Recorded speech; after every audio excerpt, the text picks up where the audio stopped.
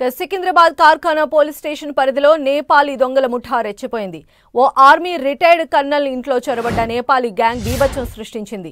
ఇంట్లోకి ప్రవేశించిన నేపాలీ దొంగల బ్యాచ్ రిటైర్డ్ ఆర్మీ కర్నల్ గిరిని తాళ్లతో కట్టేశారు. ఆ తర్వాత ఇంట్లోని 25 తులాల బంగారంతో పాటుగా 23 లక్షల రూపాయలను ఎత్తుకెళ్లారు.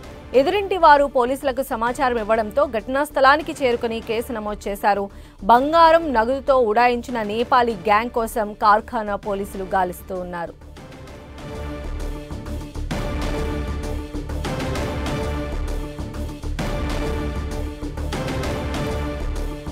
కార్ఖానా పరిధిలో నేపాలీ దొంగల ముఠా రెచ్చిపోయింది. అక్కడ ఏర్పాటు చేసినటువంటి సీసీ దృశ్యాల్లో ఆ ముఠాకు సంబంధించిన వారి ఐడెంటిఫైని పోలీసులు ఐడెంటిఫై చేస్తూ ఉన్నారు.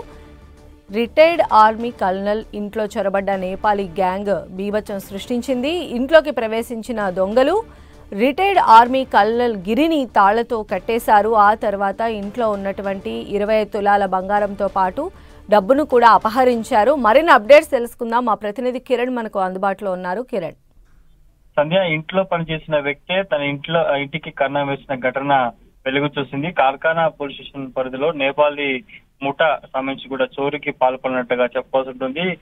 ఇటు గన్రాగ్ ఎన్క్లేవ్ లో నివాసం ఉంటున్న కెప్టెన్ గిరి ఇంట్లో ఓ వ్యక్తి నేపాల్కి సంబంధించిన వ్యక్తి పనిచేస్తున్నాడు. అతడి ముగ్గురు స్నేహితులతో కలిసి అతడి ఇంటి యాజమాని మీద దాడికి పాల్పడి చోరీకి చేసినట్టుగా మనం చెప్పవచ్చు. సుమారుగా పెద్ద మొత్తం అంటే సుమారు 25 తులాలకు సంబంధించిన బంగారాలతో పాటు 1 లక్ష రూపాయలకు సంబంధించిన నగదును కూడా అపహరించినట్టుగా తెలుస్తుంది.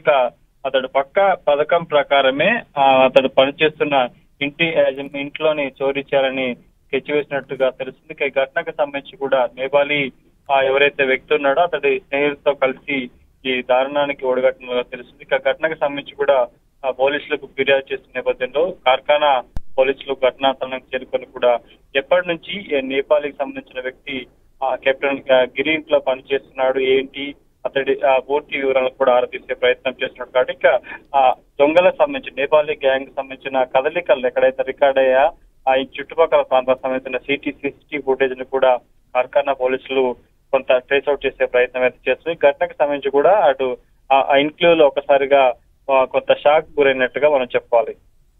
Okay, right Kiran.